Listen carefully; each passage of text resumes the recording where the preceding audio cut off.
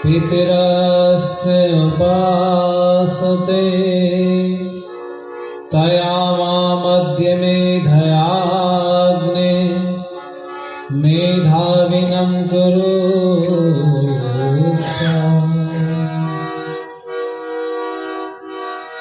आ गया है कर्म युग, कुछ कर्म करना सीख लो।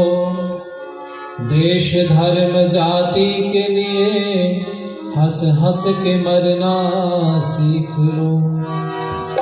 ब्राह्मण हो विद्वान, देश के क्षत्रिय हो बलवान, वैश्य धनी और दानी हो पिता भामा सेठ समान। शूद्र करें सबकी सेवा और रखें धर्म का मान। रल मिलकर सब रहें प्रेम से, पानी दूध समान। आइए पूज्य स्वामी जी के उस उपदेशामृत को एक भजन के माध्यम से आपके बीच में रखूं। आप लोग आनंद लीजिए। ये शरीर भी एक नगरी है और जैसे इस नगर में चोर धंसते हैं, कभी कभी इस शरीर में भी चोर धंस जाते हैं। तो इस नगरी में चोर धंसते हैं तो पहले जो सबसे ज़्यादा समझदार बुद्धिमान होता है उसको अंदर बैठा देते हैं। यहाँ शरीर के अंदर भी चोर धंसे हैं। बहुत सुंदर खाका एक योगी हुए हैं बिजनौर में, स्वामी केवलानंद जी, उनका लिखा हुआ गीत है, आपको आनंद आएगा। तेरी नगरी में चोर अनेक, जाग जा रे घर वाले। तेरी नगरी में चोर अनेक, जाग जा रे घर वाले।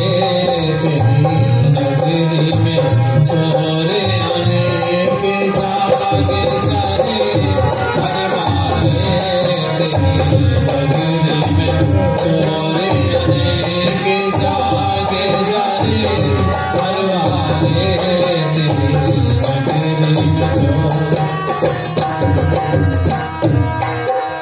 कुमति उल्टा इस नगरी में सबको नहीं नचाए। कुमति उल्टा इस नगरी में सबको नहीं नचाए। सुमति बेचारी भोली भाली, सुमति बेचारी भोली भाली, छल इसको नहीं भाए। जागे चले परवारे। तेरी नगरी में चोर अनेक, जागे जागे परवारे। तेरी नगरी में चोर अनेक, जागे जागे परवारे।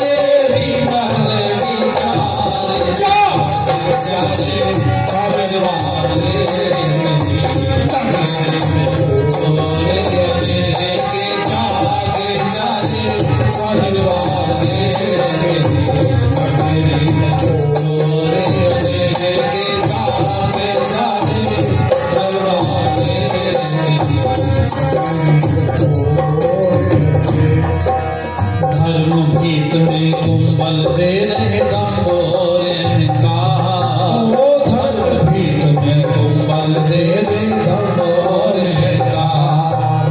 निर्भय होकर सोए रहा, निर्भय होकर सोए रहा, तेरा सारा परिवार जागे जाए घर वाले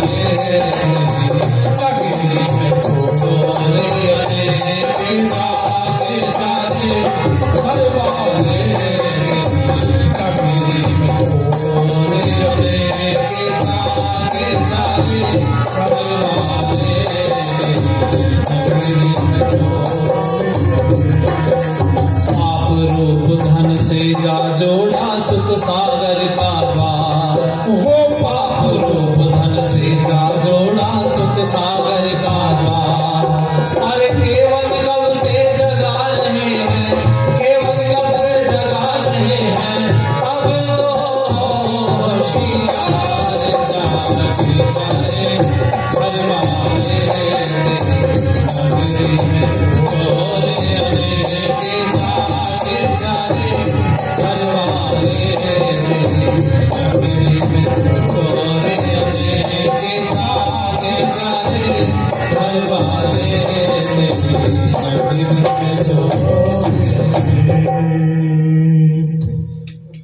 जिनका आप सब लोगों ने भी उपदेश का लाभ लिया, इस यजुर्वेद पारायण यज्ञ के ब्रह्मा पूज्य स्वामी चित्तेश्वरानंद जी और जिनके सुमधुर दिशा निर्देश में और उपदेशामृत में ये यज्ञ गति को प्राप्त हो रहा है। गुरुकुल मूलसतपुर से हमारे बीच में पूज्य आचार्य विद्यादेव जी, आदरणीय देव मुनि जी का पूरा भरा परिवार, हमारे बीच में अन्य सभी संन्यस्त वृंद, सभी वानप्रस्थी, आदरणीय भाई सागर जी, आदरणीय सतीश जी, आदरणीय हमारे बाबा जी, उपस्थित अन्य सभी धर्म प्रेमी सज्जन, पूजनी बंदनी मातृशक्ति और बिजनौर से हमारे बीच में हमारे गुरु जी आदरणीय महात्मा कल्याण जी, भाई विनीत जी।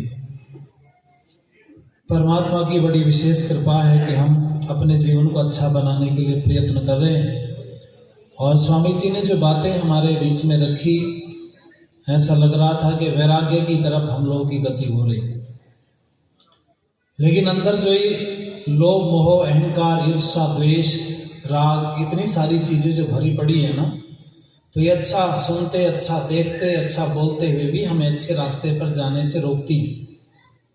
और कई बार तो ऐसा होता है, व्यक्ति जब किसी की मृत्यु होती है तो पीछे वैराग्य हो जाता है उस समय। माताएं तो आती हैं वहाँ से और आने के बाद घर में ही कहती कुछ नहीं लेके जाता, कोई सभी छोड़ के जाते हैं, लेकिन फिर बहू से कहती है कि मेरा यहाँ सामान रखा था कहाँ गया पता नहीं कहाँ डाल देते हैं उठा उठा करके। मैं हर समय पीछे पड़ी रहती हूँ। थोड़ी देर पहले उपदेश दे रही थी, दुनिया में कुछ किसी का नहीं, सब छोड़ के जाना। पर मैं कहूँ आप लोगों से, आओ इसी विषय को थोड़ा सा आगे बढ़ाते हैं। ये जो यज्ञ हो रहा है, किसी ने प्रश्न पूछा कि इन ऋचाओं से क्या होता है। जो वेद के मंत्र हैं उनको ऋचा कहा जाता है, और मंत्र माने विचार होता है। क्या होता है माताओं बोलो?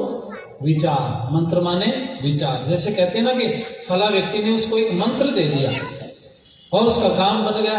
ये मंत्र वो नहीं होता कान में फड़फड़ा करके होठ काना बाती कुर्तु चेली में गुर 1.25 रुपया धर डूबता है तब, ये वाला मंत्र नहीं होता। मंत्र माने होता है विचार। क्या होता है बोलो? विचार। किसी ने किसी को विचार दे दिया, यानी कि मंत्र दे दिया, उसका जीवन का कल्याण हो गया। ये वो विचार दिया जाता था, इसीलिए मंत्र से ही बना है मंत्री। मंत्री माने जिसके पास में उस विषय से संबंधित ज्यादा विचार होते हैं तो उसको उसी विभाग का मंत्री कहा जाता है। समझ में आया? जैसे शिक्षा से संबंधित किसी के पास ज्यादा विचार हैं तो उसको शिक्षा मंत्री बना दिया गया। घर गृहस्थी परिवार को संभालने का ज्यादा जिसके अनुभव है तो उसको गृह मंत्री बना दिया गया। जो सुरक्षा आदि का चीजों को ज्यादा से जानता है, उसके पास ज्यादा विचार है तो उसको सुरक्षा रक्षा मंत्री बना दिया गया। ये जो मंत्रालय है, मंत्र से बना मंत्री और मंत्री से बना मंत्रालय, यानी कि जहां से ऐसे विचारों की खूब उत्पत्ति होती है, सैकड़ों लोग बैठ करके वहां ऑफिस में इन विचारों को पैदा करते हैं, तो उसका मंत्रालय कहते हैं। समझ में आई बात? ये निकल गया वेद से। किसी ने प्रश्न पूछा कि इनसे होता क्या है, कस्य, ये ऋचाओं से क्या होता है? तो किसी ने कहा कि ऋचाओं से कामनाओं की पूर्ति होती है। जो हमारी इच्छाएं होती है ना, हम लोग जब मंत्र पाठ कर रहे थे, उसके बाद में जब यज्ञ प्रार्थना बोली तो उस समय कह रहे थे कि कामनाएं पूर्ण हो में यज्ञ से नर नार की। तो ये कामनाओं में भी एक शब्द और आता है कि क्या हवन करने से पड़ोसी का नुकसान भी हो सकता है? ये प्रश्न है। क्या किसी का आपका उपकार कर सकते, यानी कि किसी का नुकसान कर सकते हवन से? तो सुनो, कौन सी कामनाएं पूरी होती है हवन से? हवन से हमारी शुभ कामनाएं पूरी होती हैं, अशुभ कामनाएं हवन से हमारी पूरी नहीं होती। और मैं कहूंगा आप सब सज्जनों से, फिर पूछा कि किसकी कामनाओं को पूरा करती हैं? कस्य ऋचा कामयन्ते, प्रश्न किया तो वेद में उत्तर आता है, यो जागारः तम ऋचा कामयन्ते। जो जागता है, वेद की ऋचाएं, वेद के मंत्र उसकी कामनाओं को पूरा करते हैं, और जो सोता रहता है उसकी कामनाओं को पूरा बोलो नहीं करते। अब सोना और जागना क्या है? मान लो रात्रि में 12 बजे किसी फौजी की ड्यूटी लगी और 12 बजे से 4 बजे तक या 6 बजे तक उसकी ड्यूटी रही, 4 घंटे, 6 घंटे, 8 घंटे। अब वो किस समय सोएगा बोलो? क्यों जी? अगर वो उस समय पर सो जाएगा तो बाकी वाले पूरे देश जाग जाएगा, ही नहीं सो पाएंगे। वो जागते हैं तो हम सोते हैं। अब पता चला कि रात में सोने का नाम सोना, दिन में जागने का नाम जागना है। तो ये हमारी परिभाषा है, विद्वानों ने, जो ऋषियों ने परिभाषा दी वो हमें गदगद कर देती है। वो कहते हैं जो व्यक्ति प्राणी मात्र के कल्याण की भावना मन में लेकर के कार्य करता है, चाहे दिन में सोता हो, ऐसा व्यक्ति जागा हुआ है। समझ में आई बात? और जो व्यक्ति अपना केवल उधर पूर्ति के लिए निरीह प्राणियों को मारता हो, दूसरे जीवों को सताता हो, ऐसा व्यक्ति आंखें खुली क्यों ना हो, वो सोए हुए के समान है। और पुराने बुजुर्गों से एक बात की पुष्टि कराऊं मैं आपको, जब लोग गलत काम करते थे तो पुराने बुजुर्ग पकड़ के हिलाते थे, तेरी आंख बंद हो रही क्या, तो नींद में है क्या, गफलत में है क्या, सोया हुआ है क्या, जाग, ये रास्ता ठीक नहीं, काम ठीक नहीं, बोलो कहते थे कि नहीं? पता चला कि गलत रास्ते पर चलना सोना है और अच्छे रास्ते पर चलना बोलो जरा जागना है। लेकिन देश में एक व्यवस्था बिगड़ गई, जागरण बहुत होते नहीं, खूब होते हैं जागरण, है ना। आगे वाले जय माता की, पीछे वाले जय माता की। मैं नहीं सुनिया, मैंने कहा इतनी तेज आवाज आ रही थी, तेज आवाज नहीं आई। कहता मैं नहीं सुनिया, वह कान बंद कर रखे थे तुझे भाई। पूरी रात धूम धूम धड़ाक धड़ाक चलता रहता है, सारी रात जागते हैं। एक प्रश्न का उत्तर मुझे दे दो, जागरण देवी का होता है या देवता का होता है? बोलो बोलो, देवी का ही होता है। मुनि जी कह रहे हैं हमारे, क्यों माता जी, कहीं देवता का जागरण सुना? आज तक नहीं सुना। देवी का ही क्यों होता है? इस प्रश्न का उत्तर दे दूं या छोड़ दूं? है जी, दे दें। चलो तो थोड़ा सा आपको प्रतीक्षा करनी पड़ेगी। आओ इस भजन का आनंद लीजिएगा।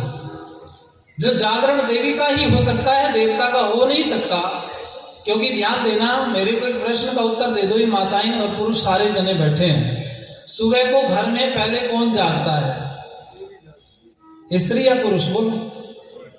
देवी जागती है। ये 3-4 माताएं कह रही हैं, कहीं बिना मतलब की बात उठा दी, हम तो आराम से उठते थे सुबह को। अभी पता नहीं बीच में उठाने की बात करने लगी। पर मैं आपको कहूं,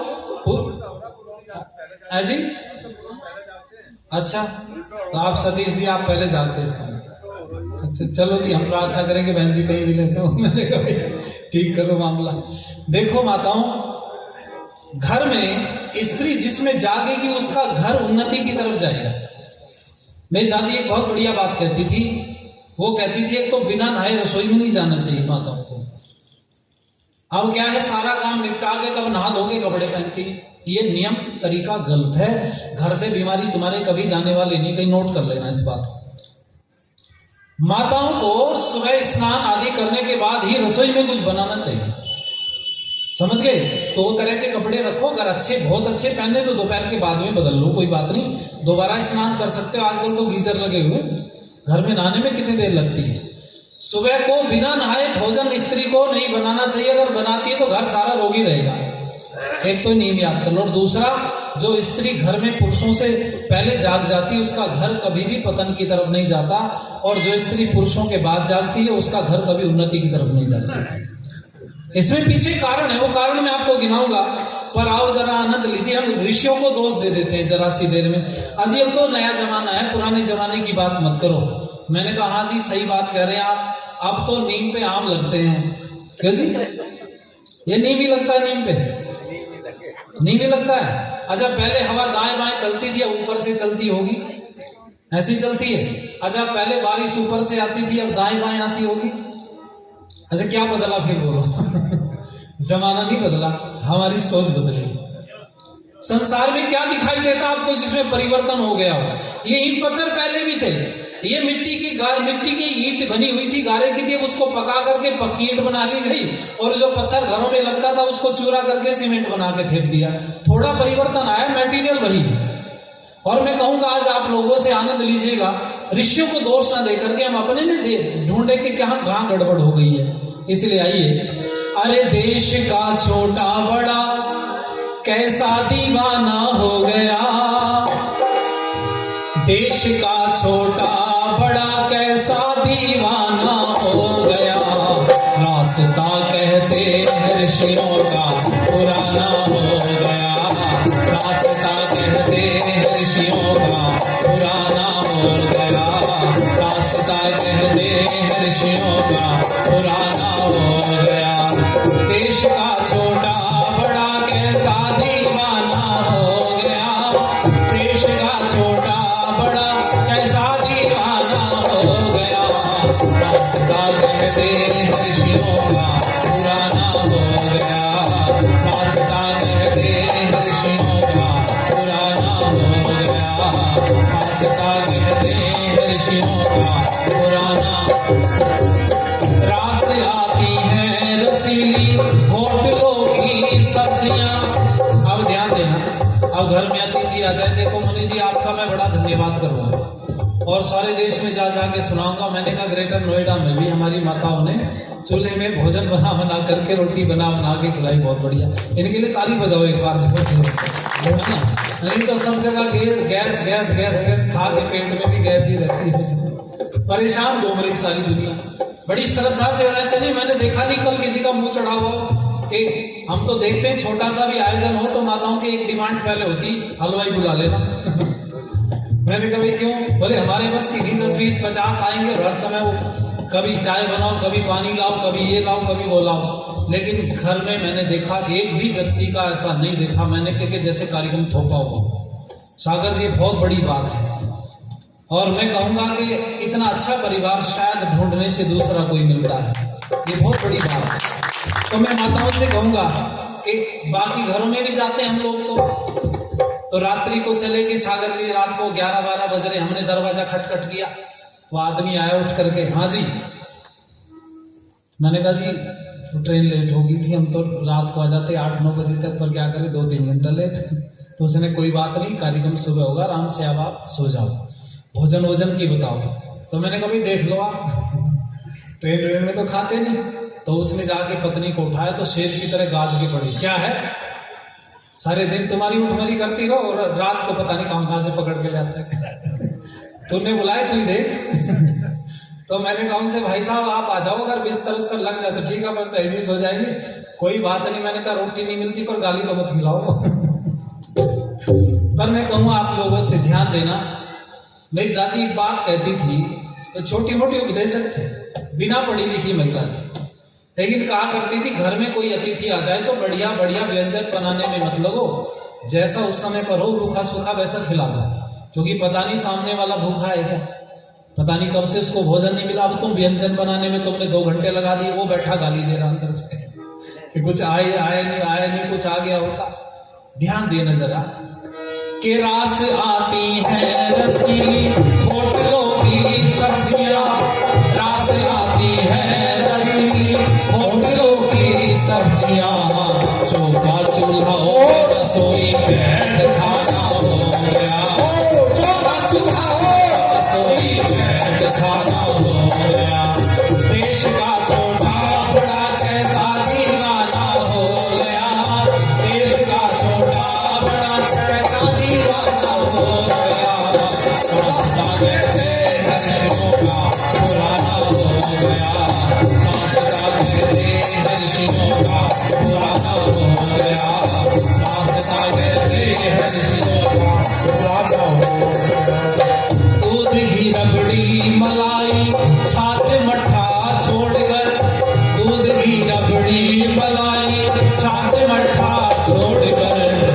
इसकी कॉफी चाय का पीना पिलाना हो गया, इसकी कॉफी चाय का पीना पिलाना हो गया।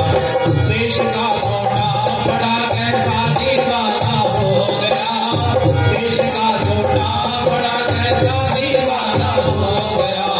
रास्ता कहते हर्षियों का पुराना हो गया, रास्ता कहते हर्षियों का पुराना हो गया, रास्ता कहते हर्षियों का पुराना।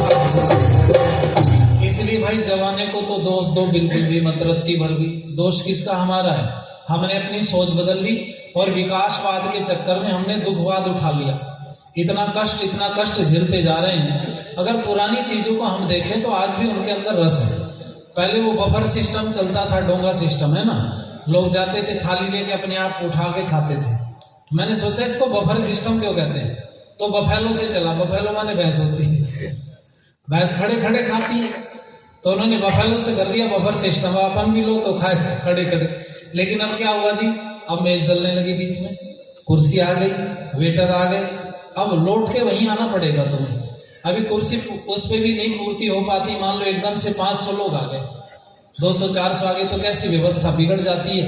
तो वो कुर्सी में जितनी जगह वो कुर्सी लेती है, वो मेज बड़ी सी डाइनिंग टेबल आपकी, उतनी में अगर पट्टे बिछा के बैठाए जाए तो बहुत सारे लोग बैठ जाते हैं। अच्छा, अब पहले hot dog, chow mein, pizza, burger, दुनिया भर की चीजें आप लोग खाते थे। अब बारात आदि में कहीं जाते हो दावत में, तो साग रोटी दाल यही तो ढूंढता है आदमी कि नहीं, उसी पे ज्यादा भीड़ रहती है। आदरणीय हमारे बड़े भ्राता सागर मीठे जी ने, खारी तो मैं इनको क्या कहूँ इन्होंने हमारा उत्साहवर्धन किया, इनका हृदय की गहराई से धन्यवाद। इसलिए ध्यान देना माताओं। तो मैं अपनी बात पर लौट के आना चाहता हूं कि घर में जो स्त्री होती थी वो पहले जागती थी, लेकिन ऐसा समय आया जब आक्रमण होते रहे मुगलों के हमारे ऊपर, तो उस समय पर माताओं को सुरक्षित रखने के उद्देश्य से घर से बाहर निकलने पर थोड़ी रोक घर के पुरुषों ने लगाई कि भाई बाहर ना निकला करो। ये जो पर्दा है ना, घूंघट यहाँ तक है, ये उसी समय का है। तो वो लोग दुष्ट थे, चेहरा देख लेते थे माताओं बहनों का तो उनके पीछे पड़ जाते थे, दूषित कर देते थे।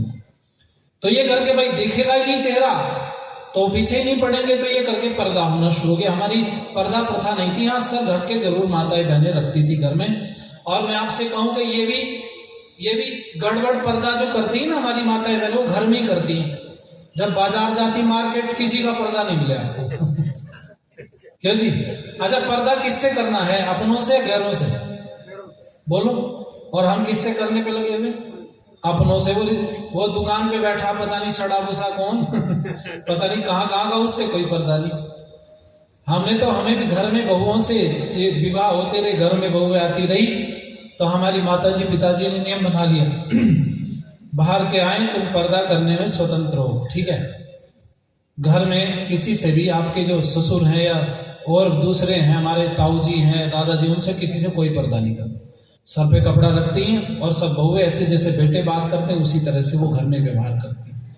एक लाभ ये, हम जैसे, हम तो बाहर रहते हैं कार्यक्रमों में निरंतर, और अगर वो पर्दा करके खड़ी हो जाए, पिताजी उधर से नहीं बोले, वो उधर से नहीं बात करे, फिर कैसे बात बनेगी?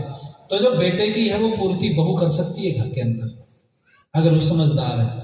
तो मैं कहूंगा ये पर्दा प्रथा वहां से आई। बाहर जाओ तो मैं मना नहीं करता, पर्दा करने को करो, लेकिन घर के अंदर नहीं। समझ गए?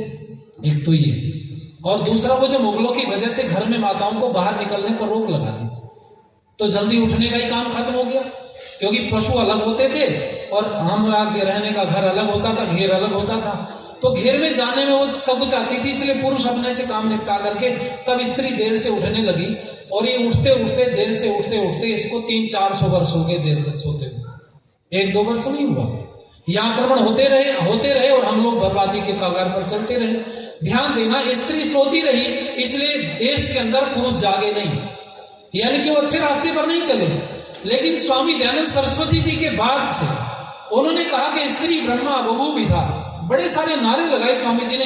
कहीं मनुस्मृति से उदाहरण दिया, कहीं वेद से दिया, मातृमान पितृमान आचार्यमान पुरुषो वेदा।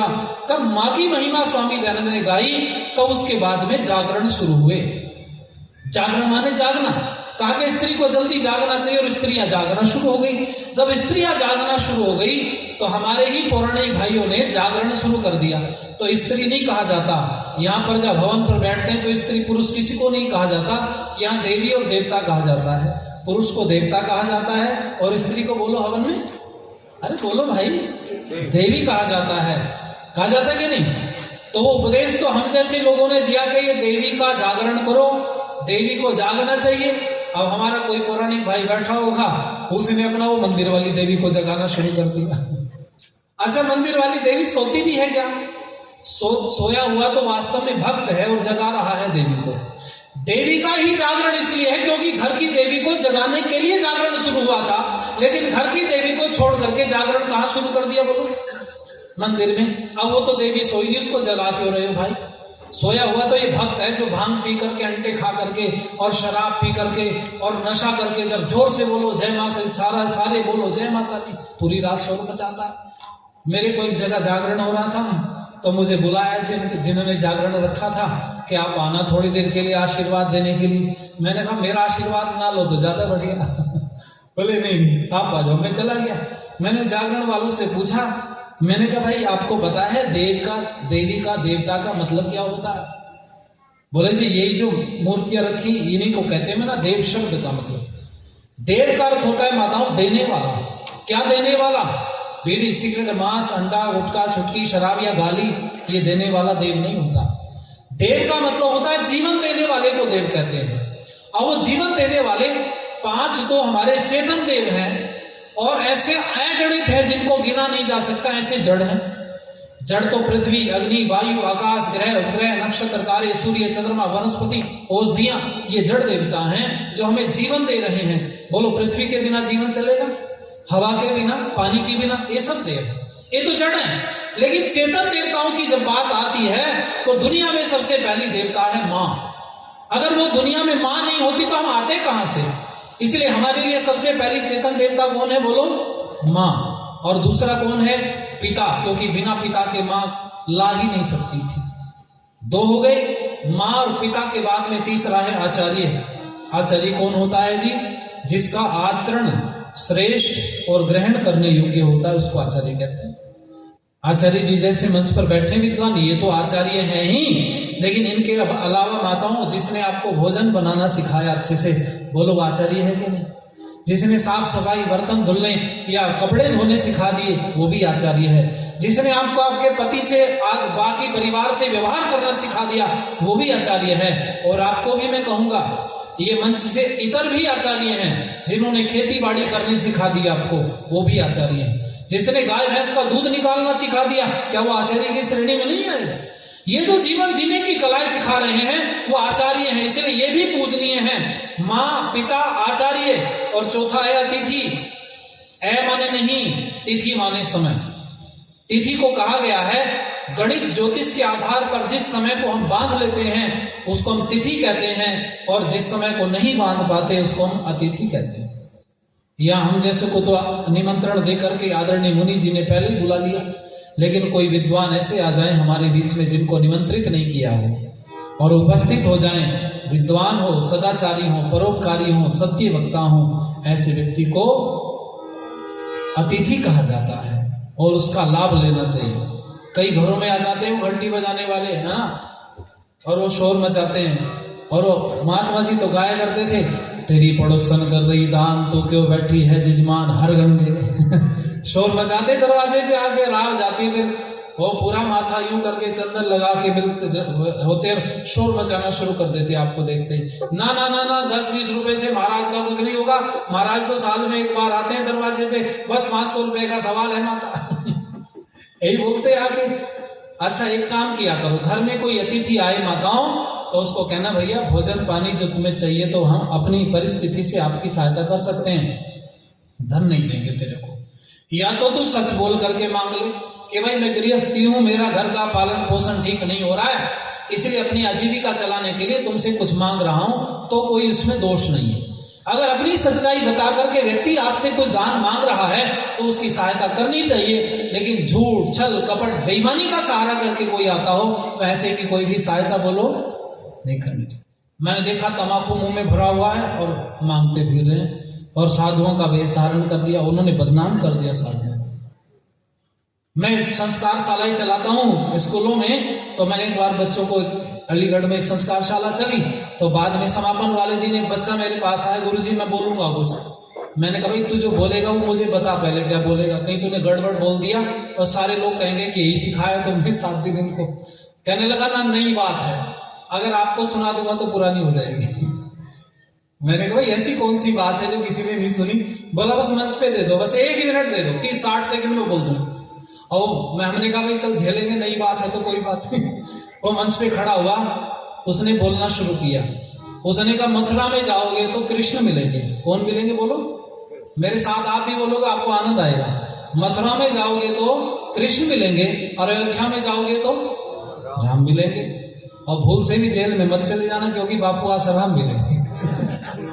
मैंने कहा और बोले बात खत्म हो गई, बस पूरी इतनी थी, नई बात थी। कहने लगा मुझसे बोलता है छोटा सा बच्चा, कहने लगा हम तो सोचते थे गृहस्थी आदि गांव में इधर आसपास के क्षेत्र को ही दूषित कर दिया, इन्होंने जेल भी नहीं छोड़ी। जेल में भी जाके अपना डेरा जमा लिया, कितने सारे जेल में चले गए। पर मैं कहूंगा आप लोगों से माताओं, ये झूठे लोग थे। मैंने लिखा था झूठों ने झूठों से कहा सच बोलो, सरकारी ऐलान भी हुआ है सच बोलो। घर के अंदर झूठों की बहुत बड़ी मंडी है, बाहर बोर्ड लगा रखा है सच बोलो। ऐसे लोगों से सावधान रहना। और जब कोई आए घर में तो उसको बोलो भैया तुम्हें भोजन पानी की सहायता करेंगे, कुछ उपदेश दो जीवन के लिए। कहे उपदेश नहीं आता तो बोले निकलो फिर यहां से। इसलिए ध्यान देना, बढ़ावा तो हम लोग देते हैं। ये 4 हो गए, माँ, पिता, आचार्य, अतिथि, और 5वां पति के लिए पत्नी देवता है, देवी है, और पत्नी के लिए पति देवता है। एक दूसरे के बिना जीवन चलता नहीं है। आप देखो जी करके। क्यों जी? बेगराज जी हमारे गुरु जी थे, तो हम उनसे पूछा करते थे, तो मैंने कहा भाई, वो कहते थे विवाह, मैंने कहा जी रिश्ता तो हो गया, विवाह हुआ नहीं, अभी हो जाएगा। तो कहते थे रोटी बनानी आती है? मैंने कहा हाँ। बोले कपड़े धुलने आते? मैंने कहा जी हाँ। बोले और घर का साफ सफाई मैं सारा काम कर लेता हूँ। कहने लगे फिर तुझे कोई चिंता नहीं, फिर पत्नी से लड़ लेना। फिर भूखा नहीं मरेगा। लेकिन जिसको ये काम नहीं आता उसको पत्नी से प्यार से ही बात करनी चाहिए, क्योंकि भूखा रहेगा बेचारा, कपड़े गंदे पहनेगा, इधर उधर फिरता रहेगा। ध्यान देना, मैं कहूंगा पुरुष बाहर से कमा के लाता है तो स्त्री घर की जिम्मेदार होती है। इसलिए आओ माताओं, आनंद लीजिए मेरे साथ। ये गीत की लाइनों का अच्छा लगेगा कि एक घर का राजा और एक घर की रानी, जब सदगृहस्थी बन जाए फिर कैसी परेशानी। एक घर का राजा और एक घर की रानी, एक घर का राजा और एक घर की रानी, जब सदगृहस्थी बन जाए, जब सदगृहस्थी बन जाए फिर कैसी परेशानी।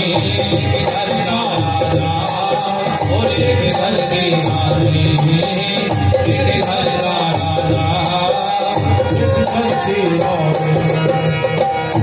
फूलों की भांति पति पत्नी खिल के जीवन की राहों में चले दोनों मिलके। फूलों की भांति पति पत्नी खिल के जीवन की राहों में चले दोनों मिलके। ऐसे मिले हो जैसे हो दूध पानी, ऐसे मिले हो जैसे हो दूध पानी, जब सदगृहस्थी बन जाए फिर कैसी परेशानी। एक घर का राजा और एक घर की रानी, एक घर का राजा एक घर की रानी, जब सदगृहस्थी बन जाए फिर कैसी चाहता हो। एक घर का राजा एक घर की रानी।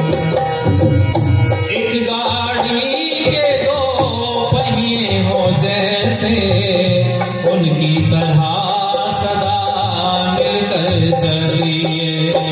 एक गाड़ी के 2 पहिए हो जैसे, उनकी तरह सदा मिलकर चलिए। कर लो सफल दुनिया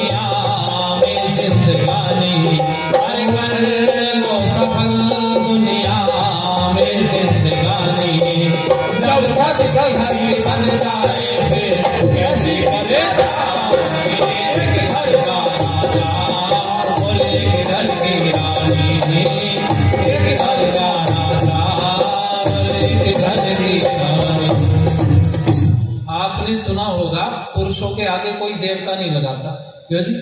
और स्त्रियों के नाम के आगे लगभग के देवी लगा होता है। ये कारण क्या है? पुरुषों के आगे देवता नहीं, स्त्रियों के आगे देवी, और इतने पे भी नाम में ये आगे देवी लगा हुआ है। देवी मानने को तैयार नहीं कोई भी। झगड़ा इस बात का चल रहा घरों में। अगर घर में देवी मान लो तो फिर झगड़ा ही खत्म हो जाएगा। विद्वानों ने आर्य समाज की खोज थी देवी शब्द लगाने का स्त्रियों के आगे। उन्होंने कहा देवी लगेगा तो देवी मानने लगेगी। आदरणीय बाबा श्री किशनलाल जी हमारा उत्साहवर्धन कर रहे हैं, उनका बहुत बहुत धन्यवाद। एक बार ताली बजा करके आप उनका इसलिए आर्य समाज की खोज थी, उन्होंने स्त्रियों के नाम के आगे देवी लगवाना शुरू कर दिया और कुछ हद तक आर्य समाज ने इस कार्य में सफलता प्राप्त की। मैं कहूंगा आपसे, देखो जब पुरुष घर से सुबह को जाते हैं तो अपने बिस्तर की तह बना के जाते हैं कि ऐसे ही छोड़ जाते हैं? हाँ, पूरी चुगली करो, चिंता मत करो, अभी हम बैठे हैं वकालत करने।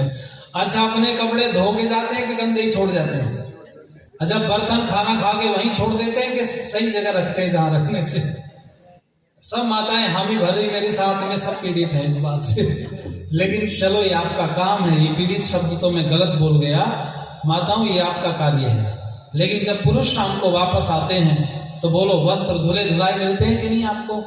कपड़े धुले हुए मिलते हैं, बर्तन साफ मिलते हैं, घर साफ मिलता है, भोजन दोबारा बना हुआ मिलता है। एक जगह मैंने उपदेश दिया तो मुनि जी एक ने कहा, ये कोई बड़ा काम है क्या? हमारा काम करके दिखाए, हम बाजार जाते हैं, घर का हम संभाल लेंगे। हमने कहा ठीक है भाई। तो उसने कहा जी बाजार की लिस्ट पकड़वा दो, सामान में ला के दे देते हो। ये बाजार चली की जो कुछ काम धंधा था करने का वो कर करा करके बाहर से आई तो घर में बच्चे रो रहे बैठे हुए। उन्होंने कहा क्या हुआ? कि पिताजी ने आज पीले चावल बना के रख दिए, रोटी ना तो भाई पीले चावल से ज्यादा तो और कुछ है ही नहीं इनके आगे। कोई हो जिसको थोड़ा अनुभव हो जाता है, बाकी तो सबकी पहुंच वहीं तक है। थोड़ी हल्दी नमक वमक डाल के पानी डाल के उबाल के देते हैं। पर मैं कहूंगा आपसे, भोजन बना मिलता है। देखो घर के अंदर सारी जिम्मेवारियों को स्त्री संभालती है। इसलिए मैं कहूंगा आप लोगों से, घर के अंदर ये देवी है और घर के बाहर के आप देवता, और दोनों के बिना जीवन नहीं चलेगा। पुरुष बाहर से कमा के नहीं लाएगा तो आप कितनी भी सुगड़ क्यों ना हो, घर नहीं चला सकते। इसलिए दोनों का एक दूसरे के ऊपर पूरा अधिकार है। और दोनों में मैं तो ये कहता हूं, ना कोई छोटा है ना बड़ा है। पति पत्नी का एक संबंध ऐसा होता है जिसमें उम्र में अंतर हो सकता है, रंग में अंतर हो सकता है, वजन में अंतर हो सकता है, और शक्ल सूरत योग्यता में अंतर हो सकता है, लेकिन रिश्ते में बराबरी में कोई भी अंतर बोलो नहीं होता। जब विवाह संस्कार संपन्न कराते हैं हम लोग, एक वहां पर एक व्यवस्था है ऋषियों ने दी है, सप्तपदी में अंतिम कदम चलना होता है। सखे सप्तपदी भवेत। तो उस समय कहा जाता है कि दोनों आज के बाद सखा हो गए, मित्र हो गए। और जब मित्रता हो जाती है तो कोई भी छोटा बड़ा बोलो नहीं होता। इसलिए मैं कहूंगा कि दोनों एक दूसरे का सम्मान करें। हालांकि कई लोगों ने इस बात को देखा, भाई उठाया प्रबलता से कि स्त्रियों के ऊपर अत्याचार होते हैं, पर मैं कहूँ आजकल पुरुषों पे भी अत्याचार कम नहीं हो रहे। एक तो अपने पति को पकड़ के लेगी, मुनि जी अस्पताल में डॉक्टर साहब से कहा इनके चेकअप करो। ये बेचारा चुप डॉक्टर ने सारे चेकअप कर लिए, सब ठीक निकल गए। कहने लगी सीटी स्कैन भी करो। डॉक्टर साहब ने कहा जरूरत तो कुछ दिखाई नहीं दे रही। जब कह रही हो तो उसने 15,000 रुपए इसी बात में फूंक दिए। 3-4 घंटे खूब चेकअप हुआ, फिर बाद में रिपोर्ट दे दी। डॉक्टर ने इतनी बड़े बड़े फल निकाल के बोले ये पकड़ो। बोले क्या मतलब? कि इनको कोई बीमारी नहीं है बहन जी, ये बिल्कुल स्वस्थ है। तुम्हें लगता कैसे है बीमार है आदमी? तुमने हमें परेशान कर रखा सुबह से। अरे ठीक है, जाने दो इसको। कहने लगी डॉक्टर साहब ये तो मुझे पता है बीमार है। कि ठीक है। बोला कैसे? कि जब रात को सो जाते हैं तो सोते सोते पूरी रात बोलते ही रहते हैं, बड़बड़ाते रहते हैं, और जब मैं उठा दूं तो चुप हो जाते हैं। तो डॉक्टर ने कहा बहन जी इनको दवाई की जरूरत तो है नहीं, ये तो तुम्हें सलाह की जरूरत है। बोले क्या? कि इस बेचारे को दिन में बोलने का मौका दिया कर तू। अब जब से तो हॉस्पिटल में आई तो ये बोलती जा रही से मौका नहीं मिलता, तो ये जब मौका बोलने का दिन में मिलने का नहीं तो रात में किलोमीटर पूरे करेगा अपने। बेचारा सोते का ही बोलना शुरू कर देता। अब तेरी आंख खुल जाती है तो रात में बोलने नहीं देती इसको। तो इसलिए भाई मैं माताओं से कहूंगा कि कई घरों में तो पुरुष प्रधान होते हैं, कईयों में स्त्री भी प्रधान होती, उनके बिना कुछ भी नहीं चलता, घर में पत्ता तक नहीं हिलता। पर मैं कहूं आपसे कि स्त्री को पुरुष का सम्मान सदा करना चाहिए, उसमें एक लाभ है।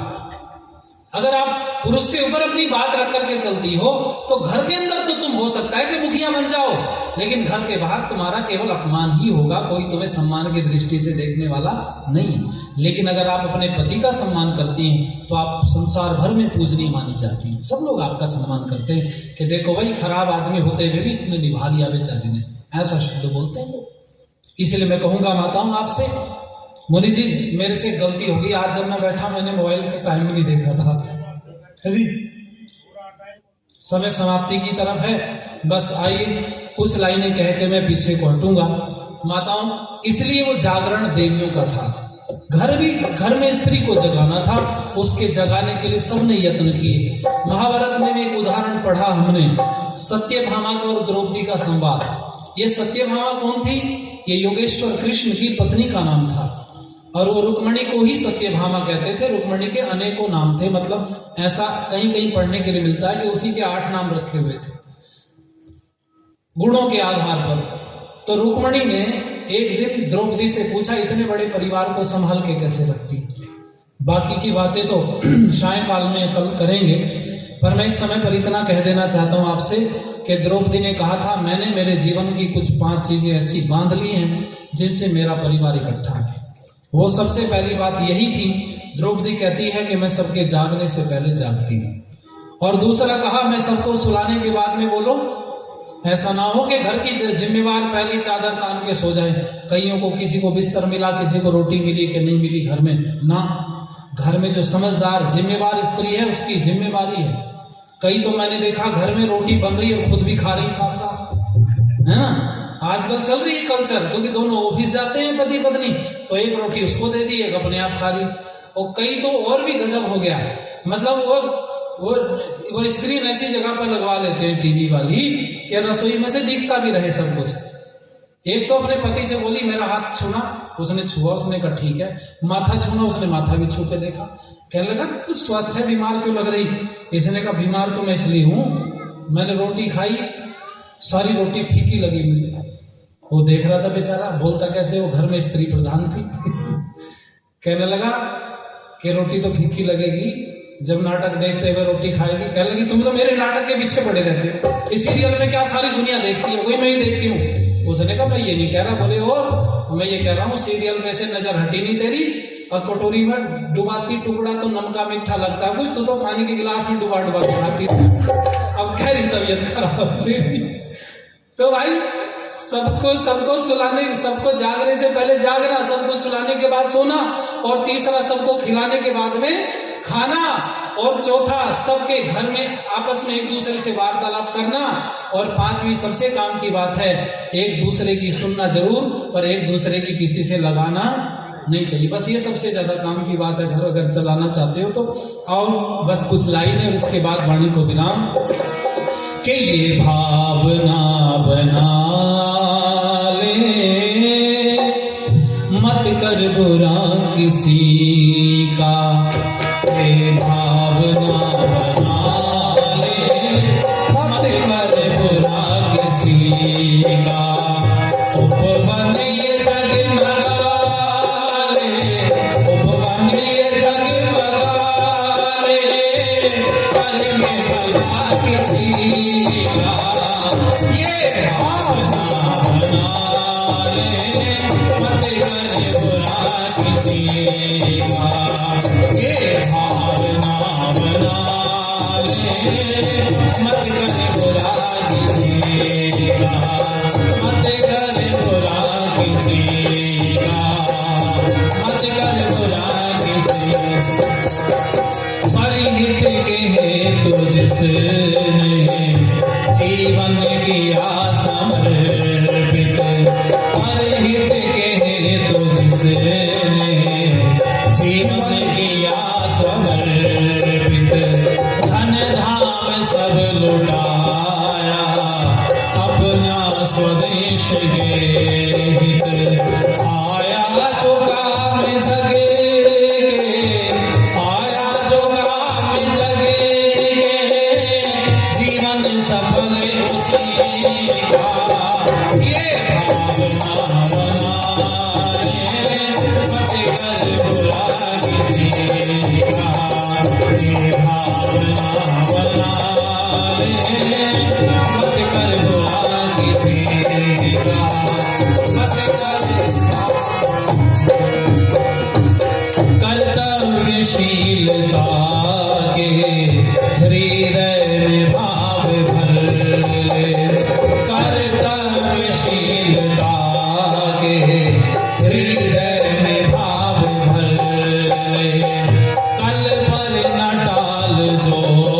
कुछ करना है आज कर ले, कल पर न टाल जो कुछ करना है आज कर ले।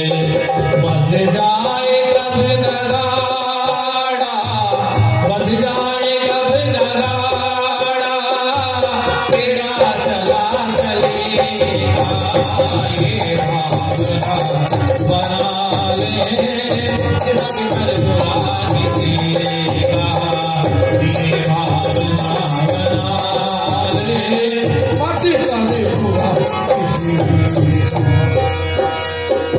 डर कर किसी के डर से किंचित न डगमगाना, डर कर किसी के डर से किंचित न डगमगाना, निश्चित डगर पे अपनी मंजिल पे चलते जाना, मन में कभी न लाना, मन में कभी न लाना एहसास बेबसी का ये भावना बना ले, अक्सर बुला किसी का उपवन ये जगमगा ले, उपवन ये जगमगा ले, करके भला किसी का ये भावना बना ले, मत कर बुरा किसी का, मत कर बुरा किसी का, मत कर बुरा किसी का। आपने ध्यानपूर्वक बैठ करके सुना। आप सबका हृदय की गहराई से मैं धन्यवाद करता हूँ। और आगे की सूचना के लिए भारत के उत्तम उद्घोषकों में से एक हमारे बड़े भाई आदरणीय सागर खारी जी से मैं प्रार्थना करूंगा कि वो मंच पर आकर के कार्यक्रम के समापन की घोषणा और अगले जो अग्रिम सत्र है उसकी सूचना देंगे। आदरणीय सागर जी।